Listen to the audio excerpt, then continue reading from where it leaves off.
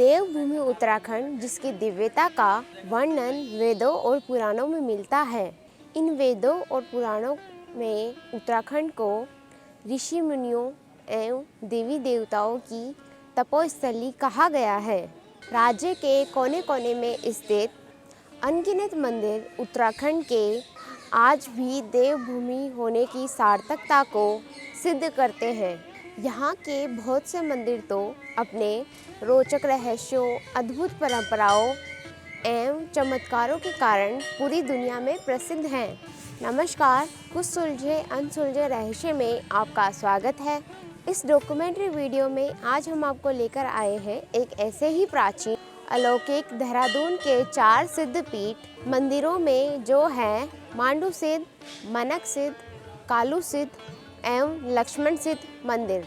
ये 4 सिद्ध ऐसे सिद्ध है जहाँ कई हजारों साल पहले संतों ने कठोर तप किया।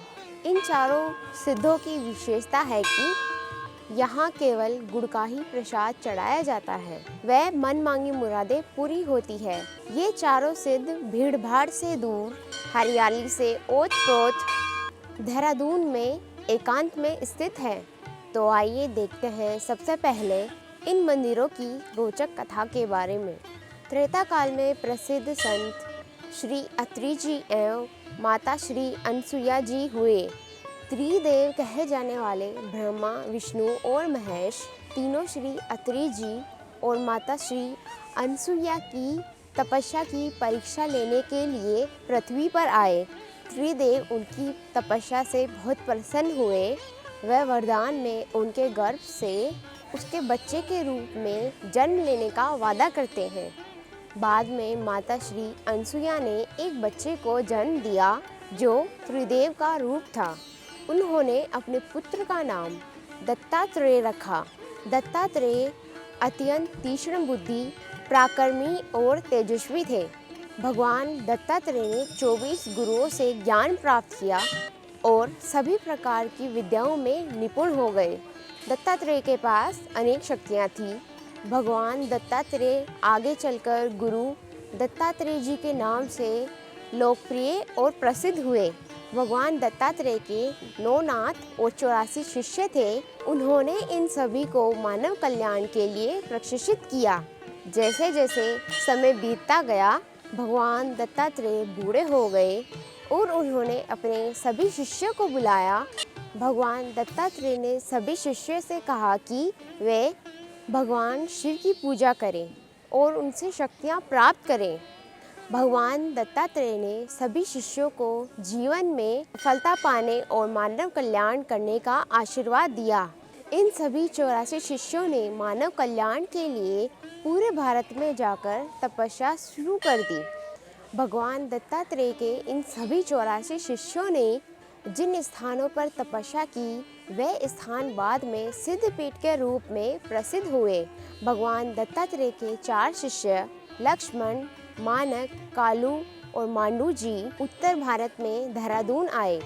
उन्होंने कठिन तपस्या की और भगवान शिव को प्रसन्न किया। वह भगवान शिव ने उन्हें स्वर्ग जाने का वरदान दिया। जिन स्थानों पर भगवान दत्तात्रेय के शिष्यों ने तपस्या की और अपना शरीर त्यागा, वह स्थान अब देहरादून में सिद्ध पीठों के रूप में प्रसिद्ध हैं। और अब हम चलते हैं तीसरे सिद्ध पीठ लक्ष्मण सिद्ध पीठ में। लक्ष्मण सिद्ध मंदिर लच्छीवाला के घने, सुंदर, शांत जंगल में स्थित है, जहां आप एकांत को महसूस कर सकते हैं। यहाँ एक शिव मंदिर भी है, जहां भगवान शिव का शिवलिंग स्थापित है। लक्ष्मण सिद्ध मंदिर में कोई मूर्ति नहीं है। यहाँ एक बड़ा भूरे संगमरमर का चबूतरा है, जिस पर एक ओम स्थापित है, जो पीतल धातु से बना है।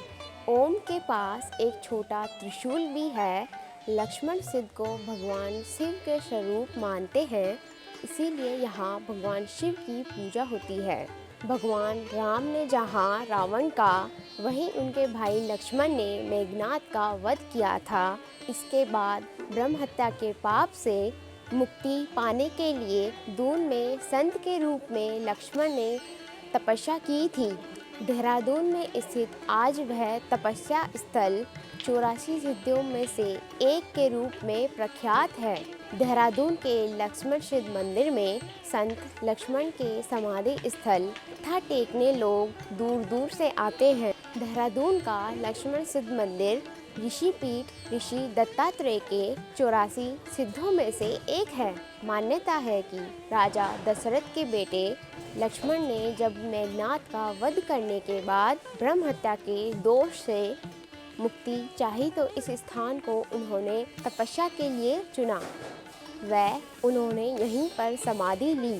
तब से इस मंदिर का नाम लक्ष्मण सिद्ध पीठ मंदिर पड़ गया। बता दें कि तपस्या स्थल पर प्राचीन काल से निरंतर अखंड धूना जल रहा है।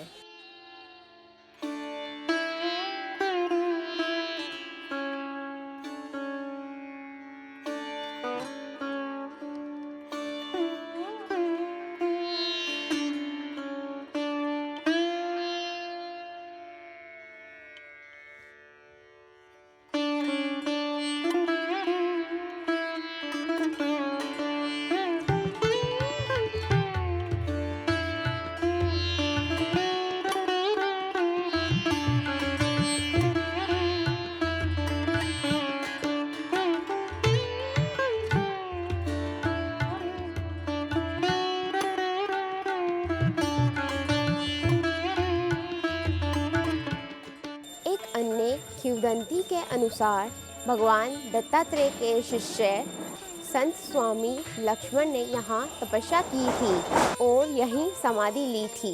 देहरादून के सभी 4 सिद्ध पीठों में से लक्ष्मण सिद्ध अन्य की तुलना में अधिक लोकप्रिय है।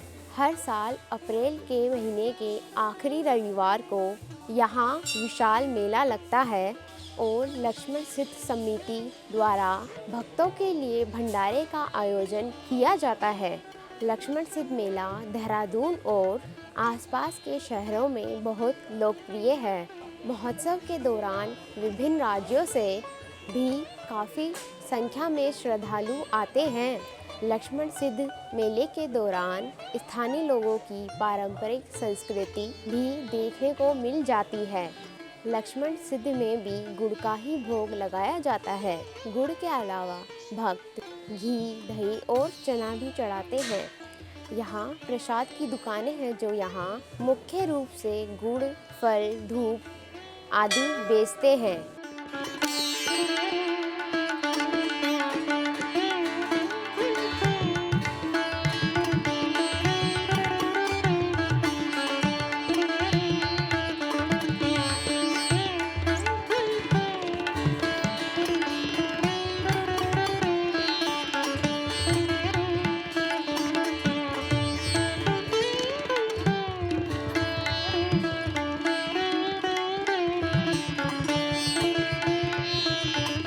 लक्ष्मण सिद्ध के अंदर एक अत्यंत प्राचीन अखंड धूना है। भक्त और पुजारी धूने में लकड़ियों व हवन सामग्री आदि चढ़ाते हैं।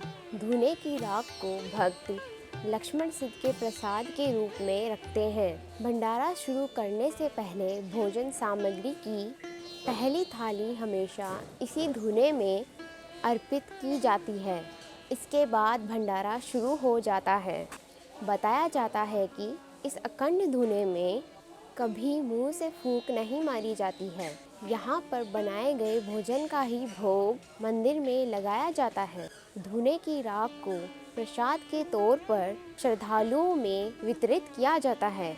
लोगों का मानना है कि जो भी भक्त यहाँ सच्चे मन से कामना करता है साथ ही उसकी सारी मनोकामनाएं भी पूरी होती है। इस स्थान में लोगों की गहरी आस्था है। यहाँ आकर प्राकृतिक खूबसूरती का दीदार तो होता ही है, साथ ही लोगों को आत्मीय शांति भी मिलती है। देवभूमि में कई ऐसे धार्मिक स्थल हैं जहाँ आकर लोगों के मन को शांति मिलती है। जी जय लक्ष्मण सिद्ध महाराज जब मृत्युलोक की रचना हुई थी, इस मृत्युलोक में एक माता सती अनुसुया थी। ब्रह्मा विष्णु महेश जी ने मृत्युलोक की रचना की तो देव ऋषि नारद को मृत्युलोक में भ्रमण के लिए भेजा। हे देव ऋषि नारद, आप जो है मृत्यलोक की हमने रचना कर दी है और आप जो है मृत्यलोक को भ्रमण करके आओ। तब देव ऋषि नारद मृत्यलोक में आए भ्रमण करके, तो उन्होंने देखा कि माता सती अनुसुया का आश्रम है। माता सती अनुसुया बहुत दानी है, बहुत तपस्विनी है। तो काफ़ी समय से मृत्यलोक से नारद जी घूम के अपने ब्रह्मांड के आए थे, तो अपने लोक में ब्रह्मलोक, विष्णुलोक और शिवलोक में गए। तो उन्होंने कहा, देखो प्रभु, मृत्यलोक में आपका कहीं नाम नहीं है। माता जी, वहाँ एक देवी है सती अनुसुया, उसका नाम चल रहा है, आपका कहीं नाम नहीं है। तब लक्ष्मी, सरस्वती और पार्वती जी बोली, स्वामी, हम तो स्वयं आपकी अर्धांगिनी हैं, आपने मृत्यलोक की रचना की है और हमने भी आपका सहभाग किया है। हमारा इस मृत्यलोक में नाम नहीं है। उस कलिकाल में कौन सी ऐसी स्त्री है जिसने महिला, वो देवी है जिसका जन्म हुआ है, जिसका नाम चराचर जगत जानता है और हमारा नाम नहीं जानता है। आप इसी वक्त अपने लोक को छोड़ो और मृत्यलोक में जाओ, उस देवी की परीक्षा लेके आओ कि कौन सी ऐसी देवी है जिसका नाम चराचर जगत जानता है। तब ब्रह्मा विष्णु महेश साधुओं का भेष बना करके माता सती अनुसुया के आश्रम में आई। भिक्षाम देहि माते, हमें बहुत लंबी यात्रा से आए हैं, भूख लगी है, भोजन करना है। तो सती अनुसुया दानी तो थी ही, उन्होंने कहा, महाराज बैठिए, भोजन परोसते हैं। तो शिव जी कहने लगे कि हे देवी, हमारी नारी हमें निर्वस्त्र भोजन परोसती है, यदि आप निर्वस्त्र भोजन कराओगे तो हम भोजन करेंगे। तो देवी आश्चर्यचकित होगी, ऐसा तो संभव नहीं है, बिना निर्वस्त्र भोजन हम करा नहीं सकते हैं और मेरी आश्रम से बिना भोजन किए हुए कोई साधु जाएगा, ये भी अच्छा नहीं है। ये पहली बार ऐसे साधु आए हैं। देवी ने जो है भोलेनाथ का ध्यान किया, हे प्रभु, तेरी कौन सी लीला है। तो आकाशवाणी हुई, हे देवी सती अनुसुया, जो तेरा पूजा का जलपात्र का लोटा है, उसका छिटा इन तीनों के ऊपर मार दो। जैसे पानी का छिटा मारा, ये तीनों बच्चे बन गए और माता सती अनुसुया ने अपने पालने में डाल दिया। जैसे पालने में डाला तो काफ़ी समय व्यतीत हो गया, अपने लोग को वापस नहीं गई। तो इनकी नारी भी ढूंढते ढूंढते बिरलते बिरलते उसी देवी सती अनुसुया के आश्रम में पहुंच गई कि हे देवी, हमारे 3 पति सन्यासी आए थे, आपने देखा है। तो सती अनुसुया ने कहा, हे देवी, तुम्हारे पति को तो नहीं देखा है, लेकिन जो 3 सन्यासी आए थे वो मैंने पालने में डाल रखा है, आपके कौन पति है आप स्वयं पहचान लो। तो देवी शिव जी हंसने लगे, धन्य हो देवी सती अनुसुया, तेरे लिए परीक्षा लेने तो तुम्हारे आए थे, लेकिन तुमने परीक्षा जो है त्रिशक्ति की ले ली। ये किसके ऊपर हाथ रखेंगे, हम तीनों का स्वरूप तो एक ही है, ये तो अधर्म हो जाएगा, ये किसके ऊपर हाथ रखेंगे। सूक्ष्म रूप से माता सती अनुसुया को शिव ने दर्शन दिए। माता सती अनुसुया ने दंडवत प्रणाम करके भोलेनाथ से अपराध क्षमा मांगी, हे प्रभु, मेरे अपराध को क्षमा करो, हमने अनजाने में बालक बना दिया आप तीनों को। तो देवी भोलेनाथ जी ने कहा, हे देवी, ये तुमने नहीं, तुम्हारी तपस्या का प्रसाद है, आज जो मांगोगे हम तुम्हें दे देंगे। तो कहा, हे प्रभु, हमारे पुत्र नहीं है, तुम तीनों मेरे गर्भ से जन्म लो। तो हे देवी, तुम्हारे गर्भ से जन्म तो नहीं ले सकते हैं, तुम्हें पुत्र एक देंगे। तो दाहिने हथेली से माता सती अनुसुया के पुत्र दत्तात्रेय महाराज हुए। बोले उनके 3 शीश हुए। बोला, ये बालक अलौकिक होगा, अद्भुत होगा, विश्व का कल्याणकारी होगा। तो गुरु दत्तात्रेय महाराज ने विश्व कल्याण करने के लिए 9 नाथ 84 सिद्ध बनाए। उन 84 सिद्धों में 4 सिद्ध देहरादून में लक्ष्मण सिद्ध में आप खड़े हैं, कालू सिद्ध, मानक सिद्ध और मांडू सिद्ध, ये 4 सिद्ध। और त्रेतायुग में राम रावण युद्ध हुआ। राम रावण जब युद्ध हुआ तो ब्रह्म हत्या लग गई। ब्रह्म हत्या के दोष के प्रायश्चित के लिए कुछ समय तक राम के छोटे भाई लक्ष्मण महाराज जी ने शेषनाग अवतार, उन्होंने भी कुछ समय तक यहाँ पर ब्रह्म हत्या के दोष के लिए तपस्या की। इसलिए सिद्ध महाराज ने कहा, हे लक्ष्मण, जो मेरे इस स्थान में आएगा, मेरे नाम से पहले तुम्हारा नाम आएगा। इसलिए ये लक्ष्मण सिद्ध के नाम से जाना जाता है। यहाँ पर लक्ष्मण जी ने पीछे पानी का कुआं भी है, तीर से कुआं निकाला है, रुद्राक्ष के पेड़ हैं। आपके सामने भक्तों की यात्री लोग आ ही रहे हैं, भक्तों का तांता लगा हुआ होता है। कल संडे है, कल तो अद्भुत छठा है यहाँ की। बाबा का दिन जो है रविवार का दिन विशेष दिन माना जाता है। यहाँ पर जो है विशेष प्रकार के ये चुनरी बांध रखी है, ये भक्तों की मनोकामना के लिए है। तो इस प्रकार से जो है ये सिद्धपीठ है। धन्यवाद। जय लक्ष्मण सिद्ध महाराज। उम्मीद है कि आपको हमारी यह वीडियो डॉक्यूमेंट्री पसंद आई होगी। अगले सिद्धपीठ की वीडियो डॉक्यूमेंट्री देखने के लिए हमारे साथ जुड़े रहिए कुछ सुलझे अनसुलझे रहस्य में, और चैनल को लाइक शेयर सब्सक्राइब जरूर करें। नमस्कार।